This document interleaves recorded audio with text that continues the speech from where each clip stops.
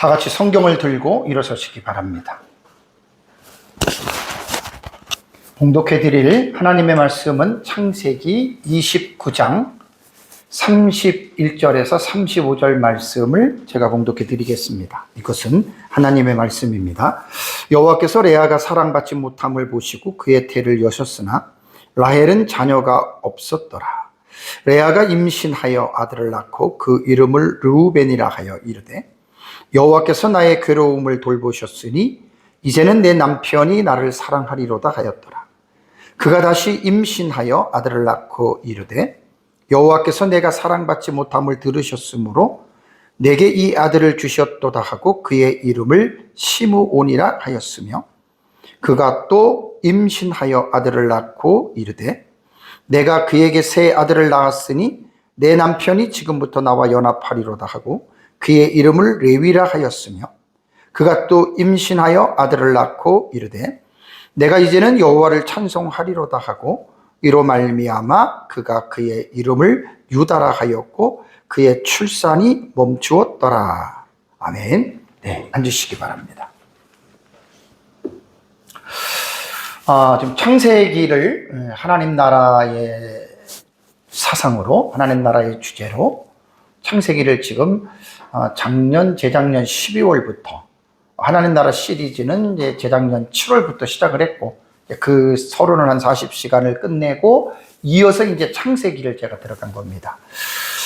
그동안 한 20여 년 넘게 성경을 개인적으로 저는 목회보다도 연구를 하면서 오래전에 하나님 나라에 대한 공부를 한 그 주제가 너무나 저에게 강렬하게 남았고 또 성경의 대전제가 하나님의 나라이기 때문에 그동안에 성경을 연구했던 모든 지식들을 제가 하나님의 나라라고 하는 대전제를 가지고 창세기부터 들어가서 지금 풀어가는 거예요. 엄청난 하여간 시간도 많이 걸리지만 어쨌든 지금 벌써 2년 전에 벌써 시작을 했습니다. 2년 전에 시작을 했고 이제 창세기만 벌써 한 15개월 정도 1장부터 이제 이번 시간이 29장의 마무리 부분입니다. 그래서 이제 앞으로 올해는 더 지나가야 되지 않을까. 그러면은 한 창세기 자체만 제가 2년 정도, 오전에 1시간, 오후에 1시간, 1시간씩 제가 설교를 하면서 제 설교는 그냥 목회적인 설교라기보다는 제가 성경을 목회자들을 가르치는 사역의 연장선으로 특별히 설교를 이제 특히 설교 형식 중에서 주의 설교가 어떤 것인가에 대한 저도 공부하면서 어려운 지금 그 과정을 제가 지금 걸어가고 있습니다. 사실 주의 설교라고 하는 것은 그렇게 쉬운 게 아니고 특별히 원문에 대한 기본적인 지식이 있어야 되는데 너무나 제가 부족하지만 계속 제가 지금 원문을 저도 공부하면서 제 설교를 지금 이어가고 있습니다. 이제 창세기 지금 이제 29장 마지막이니까 이제 반 정도는 왔지요. 창조로부터 이해하면은 앞에 벌써 아브람 전까지의 창조부터 이제 아브람 이전까지의 또 고대의 그 사회가 있는데 어쨌든 제가 성경을 쭉 연구를 하면서 늘 제가 중요하게 여기는 것 중에 하나가 뭐냐면 성경은 내가 지금 본문을 지금 29장 31절에서 35절을 읽었잖아요. 그러면 이 본문을 설교를 하는데 항상 설교라는 게 그렇습니다. 제가 교회에서도 그렇고 에스라 강의할 때도 그렇고 성경을 문맥적으로 읽어야 된다라고 하는 말을 되게 많이 강조를 합니다. 강조를 할 수밖에 없는 게 사실 우리가 성경의 깊은 내용을 알기 위해서는 내가 지금 읽고 있는 그 위치에서 바로 근접 문맥에서 전에 있는 문맥, 그 전에 또 멀어져 가는 그 전문맥을 연결해서 여러분 봐야 되거든요. 그러니까 오늘도 제가 29장 21절에서 30절까지 설교를 할 때도 야곱이 라반에게 이제 7년이 마치고 내게 아내를 라헬을 달라고 했을 때 라반이 준다고 하면서 속임수를 쓰잖아요. 라헬을 주는 게 아니고 레아를 보냈잖아요. 야곱은 속임을 당한 거예요. 그러고 나서 레아를 얻고 또 라반이 7일을 채우면 라헬을 또 줄게. 이렇게 계약이 조건이 또 이루어지는 거예요. 겉으로 나타나는 우리가 그 어떤 외적인 어떤 스토리만 보면 야, 참 이거 야곱이 속고 뭐 그것도 두 여자를 자매를 취하고 이렇게 되는데 성경은 그렇게 봐서는 성경의 깊은 의미를 우리가 모릅니다. 최소한 창세기 12장에 야곱에 대한 내러티브는 아브라함이라고 하는 할아버지 때부터 이 사실을 잊어버리면 안 돼요. 거기서부터 시작해가지고 좀 내려오는 거거든요. 물론 아브라함은 창조부터 시작해서 또 연결돼야 되는 거예요. 그래서 이제 족장에 대한 내러티브이기 때문에 우리가 그 사건도 전문맥을 모르고 또 그 다음에 전문맥만 아는 게 아니라 후문맥도 봐야 돼요.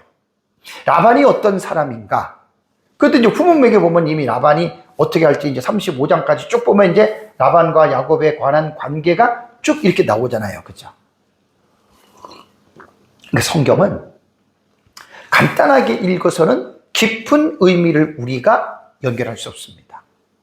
그래서 이제 후문맥까지 연결을 한다면 제가 오전에 설교를 할 때 물론 뭐 중간에 뭐 거짓말 또 보응적인 야곱이 아버지에게 속였던 걸 보응으로 받고 그런 것도 중요한 내용이 되겠지만 사실은 전후문맥을 통해서 볼 때 레아는 싫었지만 결혼을 했어요. 지금 이제 오늘 본문에 4명의 아들을 낳잖아요. 그 4명의 아들을 낳는 가운데 유다를 보면은 여인의 후손의 맥이 유다에게서 나오거든요. 그거는 이제 그 톨로도시라고 족보에 관한 부분이 창세기 5장을 제가 설교할 때 10명에 대한 그 이름을 1시간씩 그때 설교를 다 했어요. 참 그 중요한 설교입니다. 그러니까 그렇게 성경의 내용이 전문맥에서 쫙 지금 끌어서 여기까지 온 거예요. 그래서 후문맥으로 가면 야곱의 12아들이 이스라엘의 12지파의 조상이 되잖아요. 그죠? 그러니까 그게 뭐냐? 그거는 단순히 야곱이 4명의 여자를 통해서 12명을 낳아서 이스라엘을 큰 민족으로 만드는데 야곱 때에 그 일이 일어난 게 아니에요. 야곱의 조부인 아브라함 때에 너로 내 자식을 큰 민족이 되게 하겠다. 그것이 이제 야곱의 때에 와서 사실은 시작되는 거예요. 왜냐하면 아브라함 때에는 이삭이라고 하는 한 씨 하나 때문에 그렇게 고민하고 그렇게 애를 쓰다가 그 하나만 남긴 거예요. 아브라함 때는 이삭. 이삭의 때에 와가지고 이제 에서와 야곱이라고 하는 둘 중에 하나의 씨를 또 선택을 해야 되는데 그걸 하나님이 하십니다. 형인 에서가 탈락이 되고 동생 야곱이 없고 그러면서 이제 야곱의 때 와서는 이제 12명의 아들을 4명의 여자를 통해서 쫙 낳잖아요. 그러면서 이제 아브라함의 그 야곱이 12명을 낳아서 자손이 번식하는 거는 아브라함의 언약의 성취입니다. 이래서 성경은 그 오전에 설교했던 그 부분만 가지고는 도덕과 윤리적으로만 우리가 뭐 이랬느니 저랬느니 거짓말했느니 뭐는 이러지 성경적인 하나님의 나라의 사상과 관점으로 후문맥을 통해서 읽으면 야곱은 레아를 싫어했지만 하나님의 작정 속에서는 레아가 포함이 되어져 있어요. 레아를 통해서 12명의 자손 중에 오늘 4명하고 또 후에 보면은 2명을 더 낳아서 레아가 6명을 낳고 레아의 시종 실바가 2명을 낳고 그 다음에 라헬의 시종 빌하가 2명을 낳고 그 다음에 라헬이 2명을 낳고 그래서 12명이 되는 거예요. 그러면서 그 12명은 본처이든지 아니면 종이든지 상관없어요. 아브라함 때는 엄격하게 하갈은 여종이기 때문에 여종과 그의 아들을 내쫓으라 그러고 씨를 정확하게 구분을 했지만 야곱 때에는 이제 그런 개념이 사라집니다. 그러면서 이제 야곱 때부터는 이제 아브라함에게 약속한 내 자손이 바다의 모래 같고 하늘의 별같이 인구가 이제 점점 번식하는 기반이 야곱 때에서 이루어지는 거예요. 그래서 제가 오전에 본문을 쭉 여러분들한테 주에 설교하고 해석해 가면서 마지막에 중요한 것은 뭐냐면 하나님의 섭리로 오전에 제가 라반의 계략으로 이루어진 야곱의 2번의 결혼에 나타난 하나님의 섭리라고 하는 제목을 하나님의 섭리로 그 본문을 우리가 쭉 정리를 끌어와야 돼요. 안 그렇고 뭐 거짓말 했다 속임을 당했다 막 이런 쪽으로만 이야기하면 단순한 그냥 도덕과 윤리적인 그러한 적용밖에 안 됩니다. 그래서 이제 지난 제가 지난주에도 서울에서 제가 AI 설교에 대해서 목사님한테 강의하면서 늘 설교자가 중요한 건 뭐냐면 적용을 억지로 만들어내려고 뭐 있다고 탁탁탁 만들어내지 말고 성경의 본문을 깊이 있게 주의하고 해석하다 보면 적용은 성경 본문에서 자연적으로 적용이 나와요. 이거는 사실 설교자가 성경의 본문을 깊이 있게 연구하지 않고는 그게 안 됩니다. 제가 36년의 목회 사역을 하면서 저도 빼놓지 않고 설교 사역을 해왔는데 이런 부분에서는 제가 분명하게 말씀을 제가 드릴 수가 있습니다. 조금 전에 이제 말씀드린 것들은 이제 이 본문에서 지금 이제 오전 본문과 이어지는 본문이거든요. 이어지는 본문도 이제 야곱이 결혼을 했어요. 레아와 라헬을 두 여자를 자매를 만났어요. 결혼하면 이제 자식이 낳잖아요. 오늘은 이제 4명이지만 하나님께서 아브라함에게 창세기 12장 1절에서 3절까지 3가지 언약을 약속을 했습니다. 그 3가지 약속한 중에 두 번째 보면은 자녀를 큰 민족으로 이루겠다 그랬죠. 그죠? 그러니까 그 약속의 성취예요. 그 야곱 때에 이제 그렇게 많아지는 거예요. 그래서 창세기 본문 전문맥에서 4가지의 하나님이 아브라함에게 약속하신 내용이 나옵니다. 12장 2절에 너로 큰 민족을 이루겠고, 큰 민족을 이루려면 자식을 많이 낳아야 되잖아요. 아브라함 때는 이삭 하나만 딱 낳았어요. 이스마엘은 언약의 자손이 아니라서 하나님이 커트를 시켰어요. 이삭은 야곱하고 에서 쌍둥이 하나 낳고 또 없어요. 그러니까 그러고 나서 야곱 댁에는 12이 되는 거예요. 이게 뭐냐면 하나님이 아브라함에게 큰 민족을 이루겠고, 그 다음에 13장 16절에도 내 자손이 땅의 티끌같이 많아지겠다. 자손들이 많아지게 되잖아요. 다음에 창세기 15장 5절에는 하늘의 별과 같이 아브라함에게 내 자손이 많아지거든, 후손이. 그 다음에 창세기 22장 17절에는 내 씨가 크게 번성하여 하늘의 별과 같고 바다의 모래 같다라고 이렇게 말씀을 했죠. 그죠? 그러니까 지금 이 하나님이 아브라함에게 약속하신 그 약속이 야곱의 시대의 성취가 되고 있는 발판을 놓았다. 이렇게 여러분 우리가 본문을 우리가 봐야 된다라고 하는 사실입니다. 자, 그래서 우리가 이제 본문을 통해서 우리가 이제 볼 수 있는 것은요.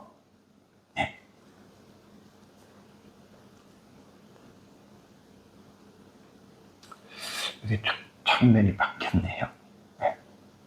잠깐만요. 네. 그래서 이제 그 아브람과의 맺은 언약이 야곱의 때에 그렇게 12아들을 낳는 것은 그것에 대한 성취다라고 하는 거예요. 이거를 여러분들이 잘 기억을 하셔야 됩니다. 자, 우리 본문 31절을 들어갑니다. 31절에 보면 여호와께서, 주어가 여호와지요, 레아가 사랑받지 못함을 보시고 그랬습니다. 그리고 그의 태를 여셨으나 라헬은 자녀가 없었더라는 말이 나옵니다. 그러니까 오늘 본문에서 우리가 먼저 본문에 대한 제가 여러분들에게 해석을 해드릴 부분이 뭐냐면, 레아는 남편 야곱의 사랑을 받지 못했다. 사랑을 받지 못했다라고 그랬잖아요. 그죠? 그러니까 이제 야곱이 오전에 보면 레아와 라헬을 합법적인 아내로 맞이했습니다. 그죠? 근데 성경에는 야곱이 레아보다 라헬을 더 사랑했다라는 말이 나옵니다. 여기서 이제 우리가 기본적으로 생각할 수 있는 게, 사람은 누구나가 아내가 남편에게 사랑을 받고 싶어하지 사랑받기 싫어하는 아내는 하나도 없잖아요. 더군다나 아내가 둘이에요. 그러면 인간이 가지고 있는 기본적인 질투심이라는 게 있잖아요. 라헬은 좋았겠지만 레아는 당연히 안 좋죠. 자기보다 자기 동생을 더 남편이 사랑하고 동생과 가까이 지내니까 당연히 실망감과 질투가 일어날 수밖에 없습니다. 우리가 본문에서 레아가 남편의 사랑을 받지 못했다라는 말을 오해하면 안 됩니다. 야곱이 레아를 미워했다는 말이 아닙니다. 지난번에도 레아는 시력이 약하고 그 다음에 라헬은 예쁘고 아름답다, 아리답다 그래가지고 마치 레아는 못생겼다 이렇게 생각하지 말라 그랬죠. 그죠? 그렇게 해석하면 안 됩니다. 본문도 야곱이 미워했다라는 말은 아닙니다. 여자의 가치로서는 레아도 사랑했죠. 그러나 레아보다는 라겔을 더 사랑했다. 라겔에 비해서 사랑을 덜 받았다. 이렇게 본문을 여러분 우리가 이해를 해야 됩니다. 오전에도 제가 말씀드린 대로 30절 말씀을 제가 주의를 할 때 레아보다 라헬을 더 사랑했다. 이게 편애잖아요. 편애. 편애가 불화를 가져오고 편애가 불행을 가져옵니다. 이건 사실 적용적으로도 되게 중요한데 어쨌든 가정 안에서의 편애는 가정을 병들게 만들고 가정을 불화하게 만들고 또 사랑을 많이 받는 자와 사랑을 받지 못하는 자들 가운데에 질투나 미움과 싸움이 일어난다는 것을 잘 기억하고 어쨌든 공평한 어떤 그 균형 잡힌 가운데에 가정 안에서도 사랑과 모든 것들을 여러분 우리가 잘 이렇게 해 나가야 됩니다. 그래서 우리가 이런 부분들을 여러분 잘 기억을 해야 되고요. 그래서 이제 하나님은 벌써 전지하시니까 다 아시잖아요. 레아가 사랑받지 못하고 그의 마음에 근심이 있는 것을 아시고 하나님이 이제 레아를 위로해 주시는 거예요. 위로. 그 편애 때문에 다 고통을 당하고 있을 때 하나님이 라헬을 생각하신지라 요거 이제 뒤에 거고요. 자녀가 없었다라는 말입니다. 그래서 사랑받지 못함을 보시고 하나님께서 태를 열었다고 하면서 라헬은 이때까지 자녀 라헬도 없었어요. 사실 여기에 라헬은 자녀가 없었다라는 말이 있잖아요. 그죠? 이것도 정말 성경을 통해서 결혼을 했는데 여자가 자식을 못 낳아요. 이 고통은 아마 이로 말할 수 없을 정도로 큽니다. 결혼을 했는데 자녀가 없다. 대표적으로 우리가 사라를 생각해 보세요. 아브라함의 부인 사라. 그 다음에 레아가 바로 그런 사람 중에 하나죠. 그죠? 그러나 사라만큼은 오래 가진 않았어요. 그 다음에 우리가 사무엘상에서 한나 보세요. 한나. 자식이 없어서 얼마나 여러분 괴로워했습니까? 그런데 오늘 본문에서 하나님께서 보면은 그의 태를 여셨다 그랬잖아요. 그죠? 태를 여셨다. 태를 여셨다라고 말을 하고 있습니다. 그러니까 여기서 우리가 이제 볼 수가 있는 게 라헬은 자녀가 없을 때 이제 다음 주쯤에 이제 다음 주 설교에 나옵니다. 자기 자식이 없으니까 라헬이 막 야곱한테 화를 내고 그래요. 내가 왜 난 자식이 없냐? 언니는 넷이나 낳는데. 막 죽겠다 그래요. 그 야곱이 화가 나잖아요. 아니 내가 자식을 낳게 하는 자냐? 하나님이 하시는 거 아니냐? 이럴 정도예요. 이럴 정도. 그래서 야곱은 나는 하나님을 대신할 수 없다. 그래서 이제 22절에서 30장 넘어가면 하나님이 라헬을 생각하신지라 하면서 하나님의 그의 소원을 들으시고 그 다음에 뭐라고 했습니까? 그의 태를 여셨다. 그래서 라헬이 이제 늦게 임신하고 아들을 낳게 됩니다. 그 아들이 이름이 요셉입니다. 요거 이제 뒤에서 다음 주에 제가 할 그러한 이제 설교의 내용이고요. 그러면 우리가 여기서 이 본문문을 딱 보면 그렇네. 하나님께서 태를 여시니까 아이를 낳지 못하다가 아이를 낳네. 자, 이것도 우리가 하나님의 말씀을 폭넓게 균형 잡히게 봐야지 요 말씀을 올바르게 이해하지 못하고 요거를 딱 잘라가지고 우리가 모든 불임은 아이를 낳지 못하는 것은 하나님이 태를 열지 않아서 아이를 못 낳는 것이다. 이렇게 단정할 수가 있어요. 자, 보세요. 남녀가 결혼하면 대부분 아이를 낳죠. 그런데 결혼을 했는데 아이를 낳지 못하는 가정도 있습니다. 그렇다면 각 가정의 불임은 나름대로 이유가 있는데 우리가 그 이유를 다 알 수 있습니까? 그럼 하나님이 전부 다 아이를 못 갖게 합니까? 그럼 아이를 못 갖는 것은 누가 못 갖게 하는 거예요? 하나님이네요. 그럼 아이를 못 갖는 사람들은 얼마나 하나님을 원망하겠어요. 그러니까 그렇게 성경을 해석하면 안 된다는 거예요. 그러니까 단편적으로 성경을 읽는 사람들은 전체의 문맥을 보지 않고 이것 봐라 하나님이 태를 여셨으니까 레아도 임신하고 라헬도 임신했다. 그러니까 당신이 아이를 못 갖는 것은 하나님이 태를 열지 않아서 못 갖는 거다. 그럼 하나님에게 문제가 있잖아요. 물론 하나님의 특별하신 개입과 섭리 가운데 그렇게 하실 수가 있습니다. 없다는 말이 아니거든요. 하나님이 그렇게 하실 수가 있는데 그렇게 모든 것들을 단정적으로 말을 하면 그렇게 말하는 사람이 성경을 몰라서 여러분 그렇게 말을 하는 것입니다.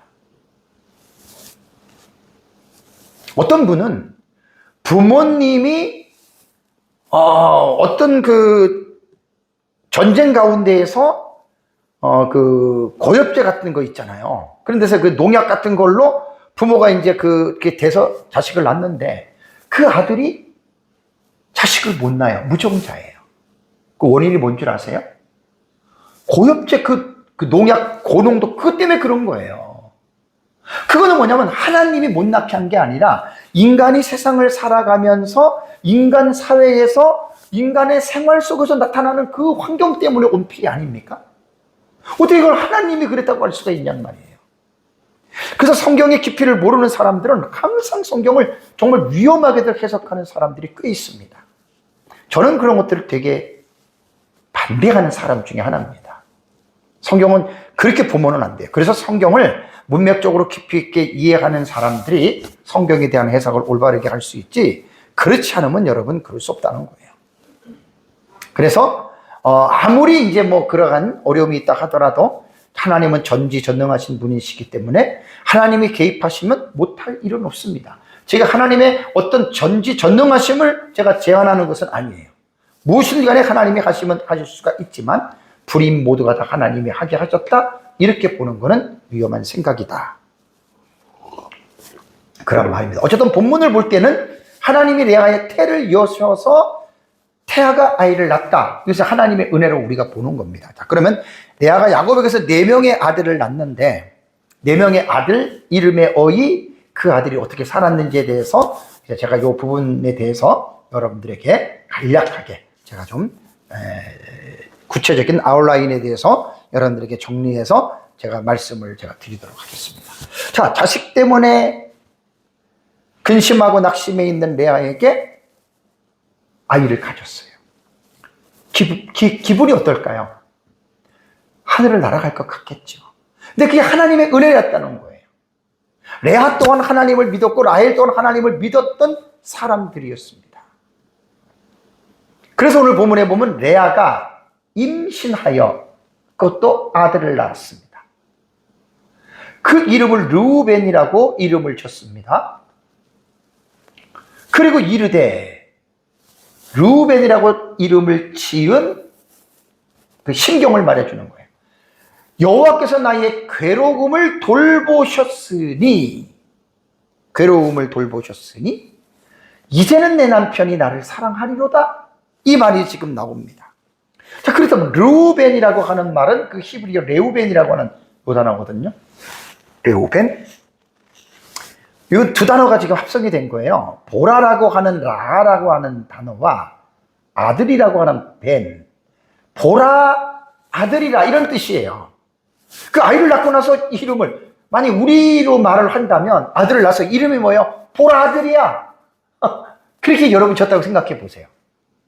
우리나라와 히브리어에 대한 그 언어의 어떤 그 뉘앙스가 다르기 때문에 그런 뜻이라는 말입니다. 그러면서 아들을 낳았다라고 기뻐하고 감사하고 자랑하면서, 그러고 나서 또 어떤 의미가 있냐면 레우벤은 나의 괴로움을 돌아보셨다. 중의적인 의미가 있는 거예요. 중의적인. 하나의 의미만이 아니라. 그러면서 르우벤을 낳은 레아의 마음속에는 하나의 소망을 또 담아요. 거기다가 내 남편이 나를 사랑하리로다. 어떤 자기 자신의 개인에 대한 어떤 그러한 틀 생각이겠죠. 그 소망을 지금 가지게 된 거예요. 그러면 르우벤의 이름에서 확인할 수 있는 게 뭐냐면, 르우벤의 그 이름에서 확인할 수 있는 게 뭐냐면, 레아는 남편에 대한 사랑의 기대, 얼마나 그 마음속에 본능적이잖아요. 그 갈망했잖아요. 그런데 사실 사랑을 받지 못해서 그러다가 하나님의 은혜로 아들을 낳는데 여호와께서 나를 돌보셨다라고 말을 했는데, 이것은 당연히 하나님의 은혜죠. 하나님의 은혜죠. 그런데 여기에서 르우벤은 이제 그 야곱의 지금 장자잖아요. 그죠? 야곱의 장자로 태어납니다. 야곱의 장자로 태어나는데 여기에서 내 남편이 나를 사랑한다라고 하는 말은 뒤에 둘째 시므온, 셋째 레위를 볼 때에는 자기가 원하는 사랑이 안 돌아왔어요. 그건 뒤에 제가 설명을 하도록 하겠습니다. 근데 르우벤은 어떤 사람이냐면 장자잖아요. 장자. 그런데 르우벤은 뭐냐면 실패한 장자의 전형적인 인물입니다. 에서는 누구죠? 장자잖아요. 장자의 권한을 받았습니까? 실패했잖아요. 그러니까 그렇게 장자가 장자의 그 권위를 실패한 그런 권위들이 꽤 있어요. 그 중에 하나가 바로 르우벤입니다. 자, 그러면 르우벤이 어떠한 사람인지에 대해서 제가 이제 창세기나 또 그 역사서를 통해서 간략하게 제가 뭐 이거는 그냥 전체적으로 나중에 뭐 창세기 할 때는 말해야겠지만 간략하게 여러분들의 말씀을 드릴 때 일단은 르우벤은요, 어머니가 레아잖아요. 효심이 있었어요. 근데 그것은 미신적인 행동에서 나온 효심입니다. 합한죄라고 하는 것은요, 이게 제가 설교를 제가 이렇게 준비하면서 보니까 들에서 르우벤이 합한죄를 발견해요. 그리고 그것을 자기 어머니에게 레아에게 갖다 줍니다. 왜 갖다 준 줄 알아요? 근데 그것을 본 동생 라헬이 합한채를 언니한테 달라 그래요. 그러니까 언니가 기분이 나빠가지고 야, 이거 내가 우리 남편하고 뭐 이게 미신적인 사고거든요. 그러고 나서 이제 라헬이 여기다 딜을 하는데 합한채를 날 주면 오늘 밤 남편이 나한테 올 텐데 내가 언니한테 가라 그럴게. 이런 또 지금 딜을 하는 거예요. 자, 합한채는 뭐냐면 단순한 식물이지만 단순한 식물이 아니라 고대 근동 지방에서는 생식이나 사랑이나 주술 사상이 결합된 소재가 있는 거예요. 상징적인 소재. 그래서 고대인들은 합한죄를 어떻게 봤냐면 신비한 힘이 있다고 봤는데 합한죄는요, 마취적인 것도 있고 최면 환각의 성분을 포함하고 있는 식물입니다. 그래서 달콤하고 강한 향이 있다 그래요. 그래서 이것은 정력제 또는 임신할 수 있는 촉진제로 고대 근동의 사람들은 이렇게 알고 있었어요. 자, 르우벤이 왜 이것을 엄마에게 갖다 줬겠어요? 자기가 봐도 아버지가 자기 엄마보다는 라헬 작은 엄마를 더 사랑하는 거야. 그 자식 입장에서 그러니까 그걸 가지고 엄마가 이렇게 해서 갖다 줬다는 말입니다. 두 번째는 르우벤에게는 정말 치명적입니다. 범죄가 치명적입니다. 돌이킬 수 없는 치명적인 범죄가 딱 하나 있습니다. 그거는 뭐냐면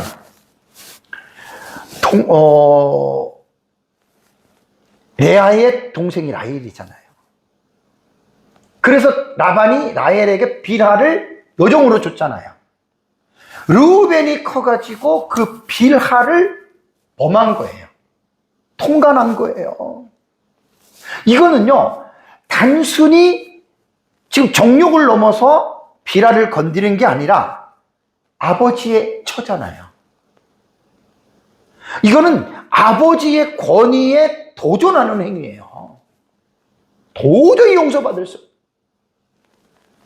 그래서 야곱은 임종시에 죽을 때 죽기 전에 자식을 위해서 축복하잖아요. 그때 르우벤에 대한 예언이 물에 끄는 같이 탁월하지 못하리라라고 하는 예언을 합니다. 이 말은 르우벤의 성품과 행동이 불안정성을 지적하는 말이에요. 막 물이 끓어가지고 막 끓는 것처럼 그의 성품과 행동이 그렇게 됐다. 그래서 너는 장자의 위치에 있지만 너는 장자로서 있을 수가 없어. 치명적인 범죄입니다. 그리고 이제 르우벤을 보면 자기 동생 애굽으로 잡혀간 요셉을 구하려고 하는 노력이 나옵니다. 창세기 이 본문에 보시면 형제들이 요셉을 죽이려고 할 때 르우벤이 야, 장자잖아요. 우리 죽이지 말고 구덩이에 던져버리자. 이 역제하는 게 바로 르우벤이에요. 만약에 르우벤이 죽이자 그랬으면 죽였을 거예요. 근데 이 서사 속에도 하나님의 섭리가 항상 따라가죠. 그러니까 이제 이런 것들은 하나님의 작정과 우리는 계속해서 그 본문들을 우리 연결해서 보아야 됩니다. 이때 이제 그러고 나서 이제 구덩이에 던지게 하죠. 나중에 몰래 그래도 르우벤이 꺼내주려고 그래요. 실패해요. 그래서 이제 어쨌든 좀 악의적이지는 않은 것 같지만 형제들을 제어할 수 있는 영적인 권위를 사실은 상실했어요. 그 다음에 네 번째는 뭐냐면 르우벤의 삶을 보면 담보를 제한하는 데에 아버지가 인정하지 않습니다. 이거는 이제 뭐냐면 기근 때문에 곡식을 사러 애굽을 갔잖아요. 갔는데 요셉이 총리인데 형들이 몰라보잖아요. 다 생략하고. 그리고 이제 요셉이 시므온을 감옥에 가두고, 왜냐하면 동생 베냐민을 보고 싶어서. 동생이 있느냐? 있다. 그럼 동생 데려와라. 그들에게 스파이 혐의를 씌워서 진짜인지 아닌지 너희 동생 데리고 오면 내가 너희를 정탐하러 온 사람으로 보지 않겠다. 그래서 시므온을 감옥에다 가두고 형들을 보냅니다. 동생을 데리고 와라. 여기서 이제 그 주경학자들은 요셉 위로 10명이잖아요. 10명의 형들 중에서 시므온이 가장 아마 요셉에게 악하게 대했던 사람으로 봅니다. 뒤에 말씀을 드리겠지만 시므온도 상당히 혈기적인 생각을 갖고 있거든요. 그래서 이제 아버지한테 애굽의 총리라는 사람이 우리가 데려갈 때 베냐민을 데려오라고 하더라. 그래서 우리가 시므온을 담보로 놨다. 야곱이 화를 내는 거예요. 그러면서 이제 르우벤이 아버지 정말 못 주면 내가 베냐민을 데려갔다 못 데려오면 내 두 아들이 있으니까 그럼 내 두 아들을 죽이라고. 야곱이 그 말을 인정하지 않아요. 근데 유다가 나중에 얘기를 해서 아버지 상황이 이렇게 됐는데 안 되면은 큰일 납니다. 우리 다 꿈습니다. 내가 베냐민을 데리고 갔다 올 테니까 만약에 문제가 생기면 내가 책임을 지겠습니다라고 유다는 얘기를 합니다. 그러니까 어떻게 보면 르우벤은 자기 아들이지만 자기가 아니잖아요. 타인이잖아요. 유다는 그렇게 얘기를 해서 야곱이 이제 시간도 없고 양식도 떨어지니까 그렇게 했던 거고, 르우벤 지파는 요단 동편에 정착을 하면서 서서히 세력이 여러 번 약해집니다. 이거는 이제 고라가 반역할 때 광야에서 르우벤 자손 다단과 아비람이 주도적으로 민수기 16장 1절을 보면 이 반역에 르우벤 자손이 참여해요. 그리고 드보라의 노래에서 사사기 5장 15절과 16절을 보면은 전쟁 중에 시냇가에서 결심만 하고 동참하지 않는 지파가 르우벤 지파입니다. 그리고 역대상 5장 1절에도 보면은요, 이스라엘 역사 속에서 르우벤 지파에서는 왕이나 선지자나 사사가 한 명도 나오지 않습니다. 이상한가요? 아니에요. 정말 여러분 이거 보면은요, 부모로서 우리들의 행동이 얼마나 정신을 차리고 살아야 되는지를 이 12명의 아들에서 제가 이제 앞으로 다음 주까지 할 때 잘 들어보시면요, 정말 뜨끔합니다. 그렇게 영향력이 내려가요. 다음에 이제 6번째는 뭐냐면 장자의 명분. 르우벤이 장자였잖아요. 이것이 박탈당하고 요셉에게로 내려갑니다. 자, 역대상 5장 1절에는 이스라엘의 장자 르우벤의 아들들은 이러하니라라고 말을 하면서 가로 열고 르우벤은 장자라도 그의 아버지의 친상을 더럽혔으므로 죽을 때까지 남잖아요. 죽을 때까지 치명적인 거예요. 그러면서 뭐라고 얘기하냐면 장자의 명분이 이스라엘의 아들 요셉의 자손에게로 돌아간다. 에브라임과 므낫세예요. 왜 둘이냐? 장자가 두목의 유산을 받잖아요. 두목을 갖다가 요셉의 아들인 므낫세와 에브라임에게 두목을 준 거예요. 그래서 요셉 지파는 장자의 명분이 두 몫을 대신 차지합니다. 장자권이 세 파트로 나눠요. 유다에게도 내려가고 또 레위에게도 내려가요. 참 신기해요. 성경을 보면서. 그러면서 장자에게 주어지는 통치권은 유다에게 내려갑니다. 유다. 자, 역대상 5장 2절에 보면 유다가 나오죠. 형제보다 뛰어나고 주권자가 유다에게서 났으니, 다윗이 유다 지파잖아요. 예수님이 유다 지파잖아요. 구속의 하나님 나라 사상의 여인의 후손의 그 사상으로 보면 되게 중요합니다. 지금 이게 영적인 어떤 여인의 후손에 맥을 잇는 것은 넷째 아들 유다로부터 내려. 그러니까 이게 뭐냐면 루벤에게 다 내려가야 되는 거예요. 이게 지금 다 루벤이 이걸 지금 누려야 되는 거예요. 자, 두 번째, 시므온을 낳습니다. 자, 33절에 보면 그가 다시 임신하여 아들을 낳고 이르되 여호와께서 내가 사랑받지 못함을 들으셨으므로, 아까 그 루벤을 낳을 때는 뭐라 그랬어요? 남편이 루벤을 낳았으니까 나는 사랑하리로다 그랬잖아요.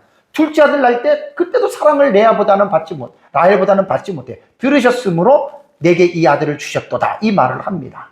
그리고 그 아이들의 이름을 시므온이라고 줘요. 히브리어는 쉬므온 이렇게 됩니다. 쉬므온. 원래 시므온은요 샤마에서 유래가 됩니다. 샤마 알죠? 들으라, 듣다예요. 듣다, 동사형. 명사형은 샤마, 들음인데 동사형은 쉐마예요. 쉐마, 들으라. 그 들음에서부터 이 이름이 사실 오는 거거든요. 그렇다면 시므온은 어떤 인물입니까? 시므온은, 시므온도 참 특징이 있어요. 창세기 34장 25절에서 31절에 그 사이에 나오는 내용들이 34장입니다. 나오는 내용인데, 이제 야곱이 10년 있다가 컴백하잖아요. 고향으로 돌아오잖아요. 그때 누이 동생이 디나잖아요. 레아가 4명의 아들을 낳고 여자 디나를 낳습니다. 그 생산이 멈췄다가 또 나중에 낳거든요. 근데 이 디나가 하란에서 돌아올 때 세겜에 이르러서 동네 구경을 가요. 그러다가 디나는 세겜의 추장 아들한테 강간을 당하죠. 형제들이 화가 납니다. 그래서 세겜 성에 있는 사람에게 자기 딸을 주겠다고, 동생을 주겠다 그러고 우리와 언약을 맺자. 그 언약을 맺자 그래가지고 꾀를 쓴 게 뭐죠? 우리랑 같이 하려면 남자는 할례를 받아야 된다. 남자들이 다 할례를 받았어요. 2, 3일 지날 때 되게 고통스럽거든요. 그때 시므온과 다음에 아들에 나오는 레위가, 남자들이 꼼짝 못하잖아요. 그 수술을 하고 나서. 둘이 가가지고 그 세겜성에 있는 남자들 전부 다 죽여버렸어요. 이게 참 무서운 일입니다. 그러니까 어떤 기질 자체가, 성품 자체가 포악한 거예요. 뒤에 나오는 레위도 그래요. 그리고 이제 애굽에서 인지를 이야기를 할 때 시므온이 아까 말씀드린 대로 요셉이 형들 갔다 오라고 그러고 한 사람은 담보로 남겨라. 그게 바로 시므온이었거든요. 인질로 잡히고요. 야곱의 예언을 한번 볼까요? 시므온과 레위는 보세요. 그들의 칼은 폭력의 도구로다. 그들이 그들의 분노대로 사람을 죽이고 그들의 혈기대로 소의 발목을 힘줄을 끊어. 잔인하다는 말이에요. 잔인하다는 거예요. 시므온과 뒤에 나온 레위도. 이게 지금 야곱이 마지막 12아들을 위한 축복과 예언 속에서 나오는 말이에요. 분기가 맹렬하니 저주를 받을 것이라. 죽기 전에 아들들에게 하는 지금 말이에요. 근데 이제 내가 지난번에도 말씀드렸잖아요. 이삭이 에서에게 축복을 할 때 어떻게 부모가 자식에게 저주를 내립니까? 근데 그 족장의 그 자식에 대한 축복은 그게 아니에요. 예언이에요. 예언. 예언으로 보셔야 돼요.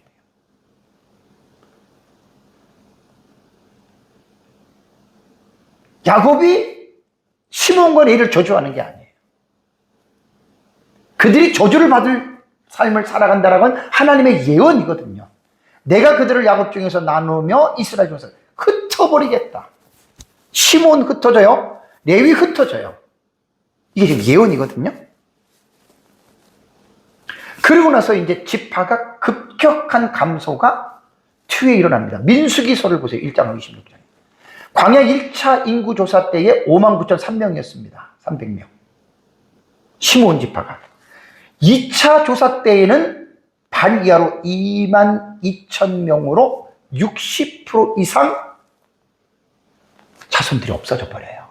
흑감이에요. 왜 그러느냐? 시딤에서 벌어진 바알 부올 음행 사건 때 시므온 지파의 지휘관인 시므리가 주동자였어요. 민수기 25장 14절. 이때 임한 연병으로 가장 많이 죽었던 사람들이 시므온 지파의 사람들로 보면 됩니다. 왜? 앞에 지금 시므온에 대한 이 예언적인 것을 우리가 읽을 수가 있잖아요. 그 다음에 모세의 축복에서 제외가 됩니다. 신명기 33장에 보면은 이 시므온은요, 뚜렷한 땅이 없어요. 유다 지파 경계 안에서 땅을 조금 얻어요. 그래서 서서히 흡수되어 독립적인 지파의 색채를 시므온은 잃어버립니다. 되게 중요한 겁니다. 자, 레아가 셋째 아들을 낳는데 이름이 레위입니다. 자, 32절에 그가 또 임신하여 아들을 낳고 내가 그에게 세 아들을 낳았으니 내 남편이 지금 나와 함께 연합하리로다 라고 했고 그 이름을 레위라고 했습니다. 레위, 비, 위 이렇게 되는데 레위는 연합된 자 이렇게 말합니다. 그러니까 레위는요, 구약 성경에 반전의 은혜를 가장 극명하게 받은 자가 레위라고 하는 이름입니다. 자, 레위는 그러면 어떻게 반전이 되냐면 시므온과 공모해서 세겜 족속을 죽였죠, 그죠? 아까 49장에 야곱이 죽을 때 너희는 저주를 받는다 그랬죠, 그죠? 저주를 받아야 돼요. 그런데 후문맥을 보면 출애굽기 32장 26절에서 여러분 29절을 보면 금송아지 사건이 나와요. 모세가 시내산에 올라가서 하나님의 계시를 받는데 늦게 내려오니까 백성들이 뭐 했어요? 밑에서 모세가 늦게 내려오니까 우리가 금송아지를 만들어서 우리가 애굽으로 돌아가자 그러잖아요. 반역을 일으킨 거잖아요. 금송아지를 만들어 놓고 모세가 거기서 이제 우상 숭배를 한 거예요. 모세가 내려와서 어떤 마음을 들겠습니까? 그래서 모세가 이스라엘 백성들에게 이런 명령을 합니다. 누구든지 여호와의 편에 있는 자는 내게로 나와라. 우상을 섬기는 그들 앞에서. 근데 거기에 누가 나가냐면 레위 지파만 딱 나갑니다. 레위 지파만. 이때는 제사장이라고 하는 거하고 상관이 없는 거예요. 율법도 없을 때란 말이에요. 레위 지파가 딱 나가는데 모세가 거기서 뭐라고 이야기를 하냐면 너희들이 칼을 들고 금송아지를 숭배한 자들을 죽여라라고 얘기합니다. 동족 가운데 이룰 수가 없잖아요. 그냥 잘못했습니다 하고 회개하고 그럼 낼 걸 모세는 잔인하게 죽여라. 그래서 레위 지파가 금송아지를 숭배한 사람들을 3,000명 이상을 칼로 죽입니다. 여러분, 이거 끔찍한 사건 아니에요? 엄청나게 끔찍한 거예요, 여러분. 이거 상상하기가 힘든 거잖아요. 레위 지파가 우상 숭배한 그 사람들 3,000명을 죽이고 난 다음에 출애굽기 32장 29절에 모세가 이런 말을 합니다. 각 사람이 레위 지파에 해당되는 거예요. 자기의 아들과 자기 형제를 쳤다. 3,000명을 넘게 죽였잖아요. 그러면서 뭐라고 얘기를 하냐면 오늘 여호와께 헌신하게 됐다. 그가 하나님이 오늘 너희에게 복을 내리시리라. 시므온과 같이 저주를 받고 흩어져야 돼요. 없어져야 돼요. 이 사건 하나 때문에 완전히 지금 반전이 된 거예요. 여러분, 이거 정말 기가 막힌 반전입니다. 그러고 나서 이제 민수기 3장 12절 볼까요? 시간이 지난 다음에 보라. 내가 이스라엘 자손 중에서 레위인을 택하여 이스라엘 자손 중에서 태를 열어 태어난 모든 마지를 대신하게 하였은즉 레위인은 내 것이라. 여기서부터 이제 레위인이 특별하게 하나님의 소유로 들어오는 거예요. 여기 하나 이스라엘 자손 중에 태를 열어 태어난 모든 마지 그랬죠? 장자. 이게 지금 되게 중요한 거예요. 장자의 의미는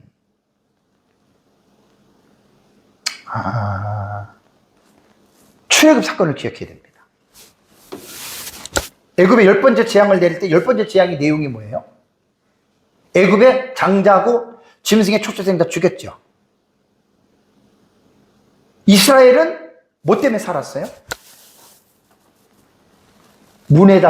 문 인방에 양의 피를 발랐죠. 양의 피가 대속해 준 거죠. 그 하나님이 뭐라고 얘기를 하냐면, 그러고 나서 하나님 뭐라고 하냐면, 이스라엘에서 사람 중에 장자는 다 내 거다. 하나님이 내게 속했다. 그런 말씀을 하세요. 그러면 어떻게 되는 거예요? 이스라엘의 집집마다 장자 있을 거 아니에요. 전부 다 하나님의 거예요. 장자는. 왜? 하나님이 이렇게 말씀하셨어요. 근데 장자들이 전부 다 하나님 앞에 가서 헌신하면 그 집안은 누가 이끌어가죠? 아들 하나밖에 없는 집안 같으면 누가 그 집안을 이끌어가냐고요. 그래서 하나님이 장자를 내 거라고 10번째 재앙 때 규정을 해놓고 너희의 삶의 편의를 제공하는 차원에서 너희 장자들은 살면서 대신에 레위 지파, 왜? 레위 지파는 하나님께 헌신한 지파예요.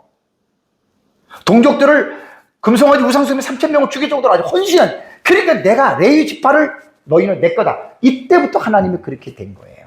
민수기 3장 45절에도 이스라엘 자손 중 모든 처음에 태어난 자를 대신해서 레위인을 어떻게 취하고 대속이 되는 거예요. 레위인이. 또 그들의 가축 대신에 레위의 가축을 취하라. 레위인은 내 것이라 라고 하나님께서 여러분 이렇게 말씀을 합니다. 그래서 사실은 이제 레위가 하나님의 소유가 돼버리고, 그렇게 돼서 이제 제사장 직분의 위임도 레위인들을 전부 다 소유로 삼아서 하나님께서 그렇게 나가신다라고 하는 말입니다. 그리고 이제 레위인은 마지막에 보면은 흩어짐의 축복을 받아요. 이 흩어짐의 축복이 뭐냐면, 야곱의 예언대로 땅을 받지 못하고 흩어졌죠. 근데 그건 저주가 아니에요. 금송아지 사건 이후에는 이스라엘의 교육과 제사를 위한 거룩하게 이 레위 지파는 이스라엘 민족 안에 흩어져요. 왜? 최고의 영예죠. 거기서 이제 이스라엘 전역에 48개 성읍에 흩어져서 율법을 가르치는 교사, 예배의 인도자, 제사를 이끄는, 이렇게 레위가 여러분 된 겁니다. 마지막 네 번째 아들이 유다잖아요. 유다. 32절에 그가 또 임신하여 아들을 낳았습니다. 이르되 내가 이제는 여호와를 어떻게 해요? 찬송하리로다. 유다. 이로 말미암아 그가 그의 이름을 유다라 하였고 그의 출산이 멈추었더라라는 말입니다. 히브리어로는 예후다입니다. 유다, 예후다. 찬송이라는 뜻이에요. 찬송함. 그러니까 레아가 자식이 없어서, 아니 그런데도 고통이 있는 데다가 남편이 자기보다 지 동생을 더 사랑하니까 얼마나 여자로서 자존심도 상하고 질투심이 여러분 일어나겠습니까? 괴로워하니까 하나님이 그걸 보고 자식을 딱 준 거예요. 셋을 줄 때까지만 해도 이제 남편의 사랑을 갈구했는데, 유다를 딱 줄 때는 이미 고백 속에서는 그런 게 전혀 없잖아요. 상당히 영적인 의미가 있어요. 이거 나중에 제가 설명을 할게요. 시간이 이제 거의 한 10여 분 정도밖에 안 남았기 때문에 여기도 더 해석을 하다 보면은 여기 조금 좀 그럴 것 같아서 어쨌든 이제 그렇게 됩니다. 자, 그러면 유다는 어떤 인물인가?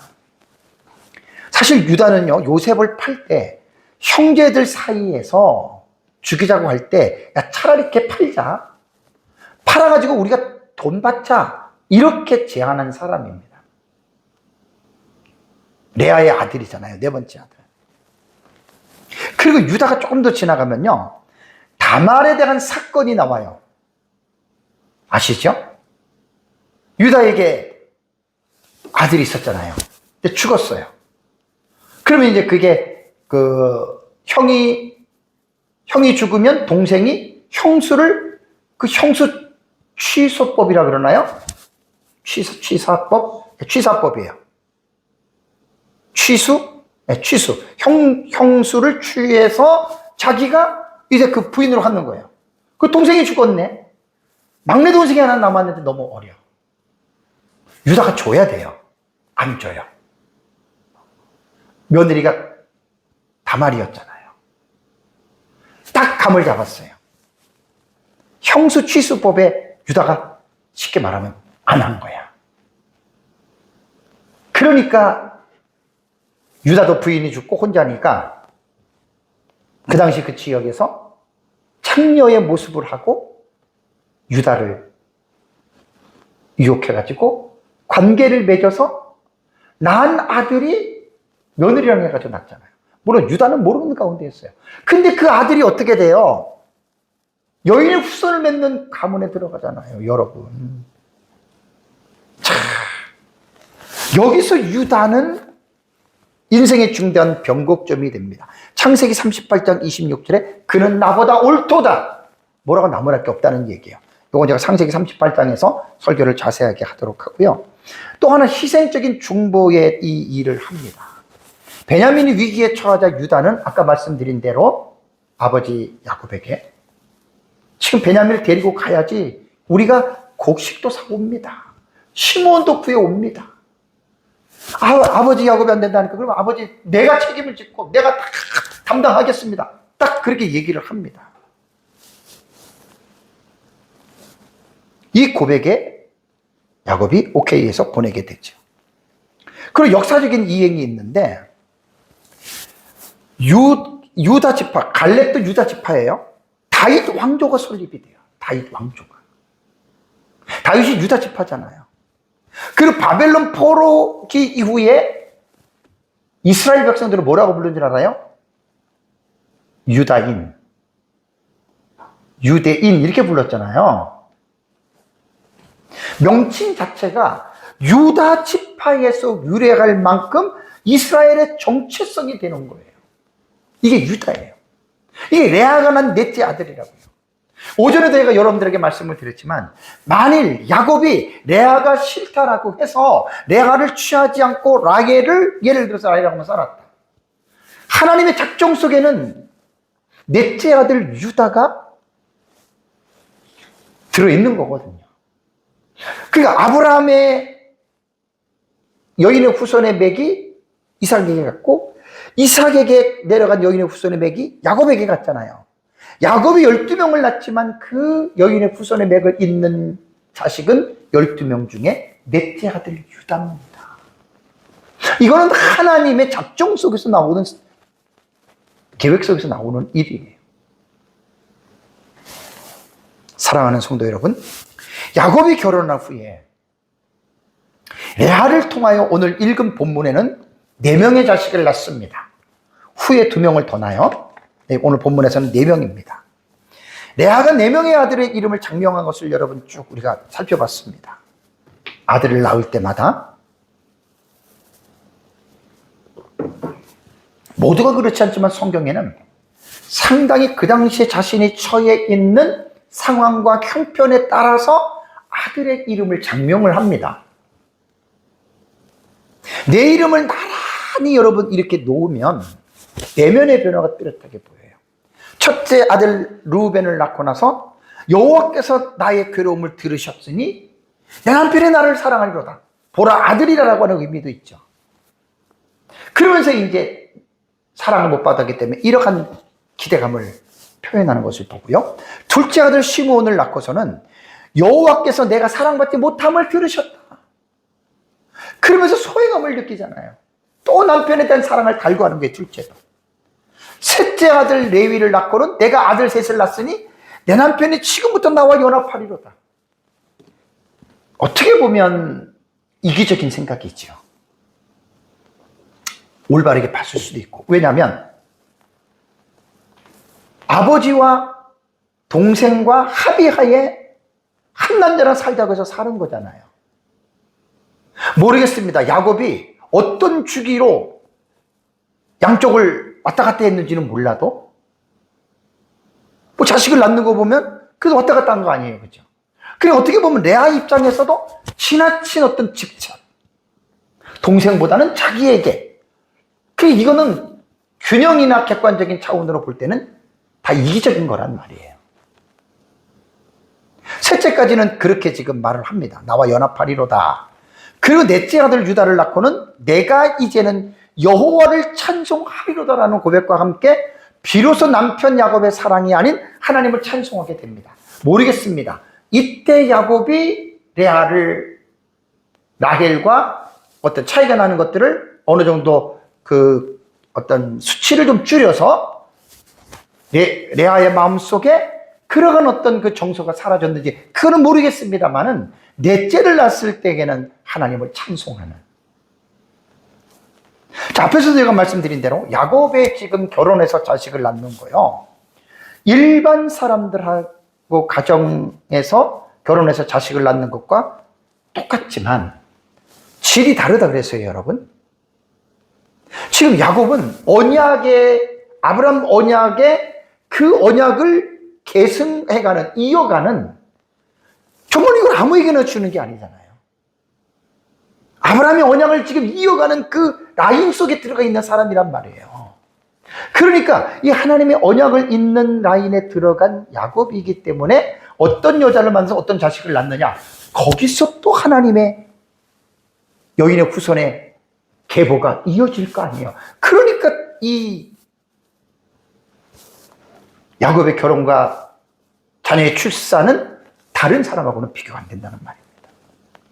그러니까 하나님의 언약을 지금 이루어져 가는 과정 속에 있는 사람이기 때문에 그게 특별하게 여러분 다르다는 얘기예요. 또 하나는 이제 앞으로 계속해서 보겠지만 야곱의 가정이 언약의 가정이라고 해서 문제가 전혀 없다는 게 아닙니다. 앞으로 이제 더 보십시오. 12명의 아들을 통해서 일어나는 가정 안에서 그 불미스러운 어두움의 일들을 보면, 야, 어떻게 언약의 가정이 이럴 수 있을까라는 생각을 하고, 어떤 부분은 비언약의 가정하고는 전혀 더 안 좋은 어두운 죄악된 요소들이 이 야곱의 가정 속에서 계속해서 꼬리에 꼬리를 물고 일어나는 것을 볼 수가 있습니다. 제가 창세기 12장부터 여러분들에게 해서 설교를 나가면서 언약의 관점으로 지금 성경을 보잖아요. 언약을 잘 이해를 하셔야 됩니다. 아브라함도 이삭도 야곱도 부족하고 연약해서 넘어지고 잘못하고 죄를 짓니다. 그렇다고 해서 하나님이 그들을 절대로 버리지 않습니다. 왜 그런 줄 아십니까? 언약 때문에 그래요. 오늘날 우리 그리스도인들을 한번 생각해 볼까요? 그리스도인들이라고 해서 완전한 존재들입니까? 그리스도인이라고 해서 우리가 죄를 안 짓고 우리가 완전히 온전하게 퍼펙트하게 살아갈 수 있어요? 천만에요. 절대로요. 아니에요. 우리라고 세상 사람들과 다를 바가 없습니다. 물론 다를 바가 있다는 것은 원죄를 용서받고 우리 안에 하나님의 영이 거하시고 하나님 우리와 함께 하시는 것이 다르지만, 그렇다고 우리가 100% 하나님의 영을 따라서 사는 사람들이 아니잖아요. 목사도 중직자도 성도도 할 것 없이 다 죄 져요, 우리가.